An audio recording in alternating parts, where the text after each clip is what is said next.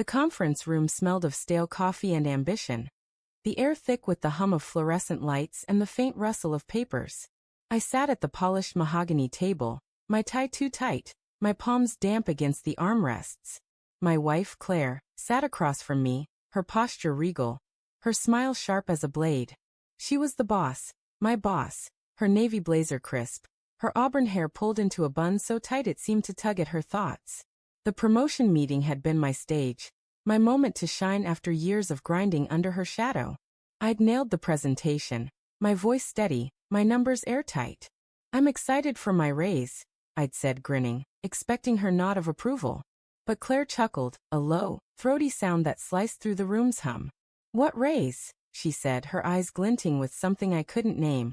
Amusement, pity, or something darker. The other managers shifted uncomfortably, their gazes darting to their laptops. My stomach dropped, a cold stone plummeting through me. It wasn't just the words.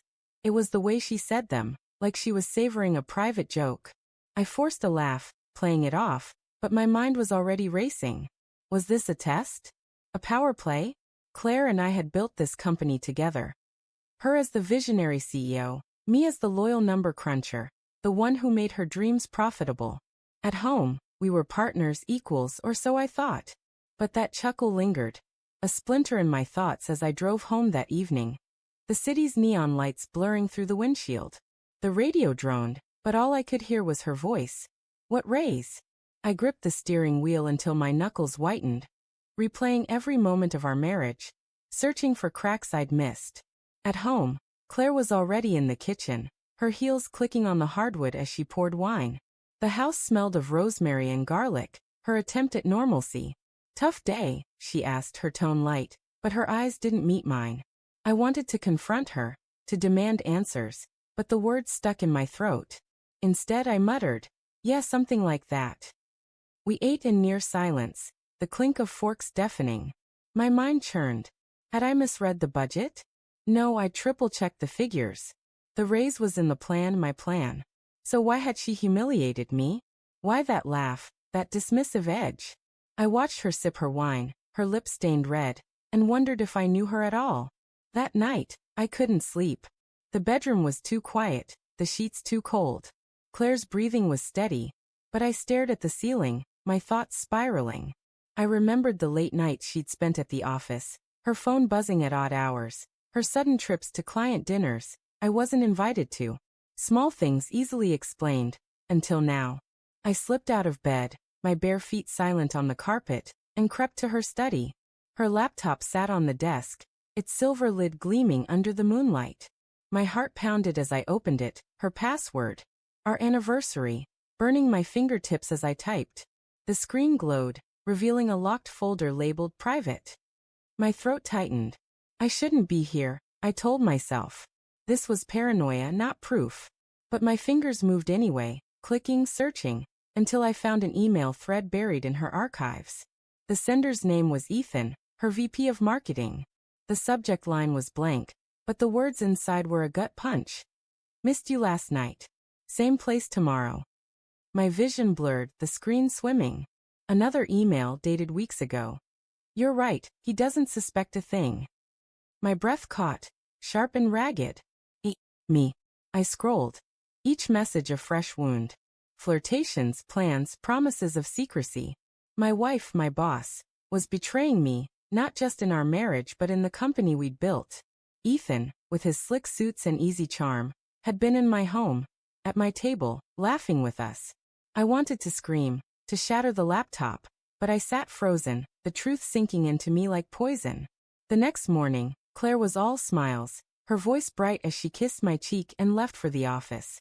I called in sick, my voice hoarse, my mind a storm. I spent the day piecing it together, each memory a shard of glass. The way Ethan's hand lingered on her arm at the last company gala. The way she'd started locking her phone. The way she'd stopped saying, "I love you" first. I wanted to believe I was wrong, that this was a misunderstanding, but the emails were undeniable. Still doubt not at me. What if I confronted her and lost everything? Our marriage, my job, my pride. I needed proof, something tangible, something she couldn't twist. I started watching her. Subtle, at first, checking her calendar, noting her late nights. Then Boulder. I followed her one evening, my car trailing hers through the city's rain-slicked streets. She parked outside a dimly lit bar, one we'd never been to together. Through the fogged window, I saw her with Ethan, their heads close, her hand on his. My chest burned, my fists clenched. I wanted to storm in, to scream, but I drove home instead, the rain hammering my windshield like accusations. At home, I poured whiskey, the burn in my throat matching the one in my heart. I was losing her, had already lost her, and I hadn't even seen it coming. The confrontation came a week later, after another meeting where Claire's gaze slid past me, her words clipped and cold. I waited until we were alone in her office, the door closed, the hum of the building fading. "What's going on, Claire?" I asked, my voice low, trembling. She looked up, her eyes narrowing. "What do you mean?" she said, but there was a flicker. Guilt, fear, I couldn't tell. I laid it all bare. The emails, the bar, the lies. Her face crumpled, then hardened. "You went through my laptop?" she snapped, deflecting. But I pressed, my voice rising, the hurt spilling out. "How long, Claire? How long have you and Ethan been?" I couldn't finish. She stood, her chair scraping, her hands shaking. "It's not what you think," she said, but her voice cracked and I knew. She confessed in fragments, each word a dagger.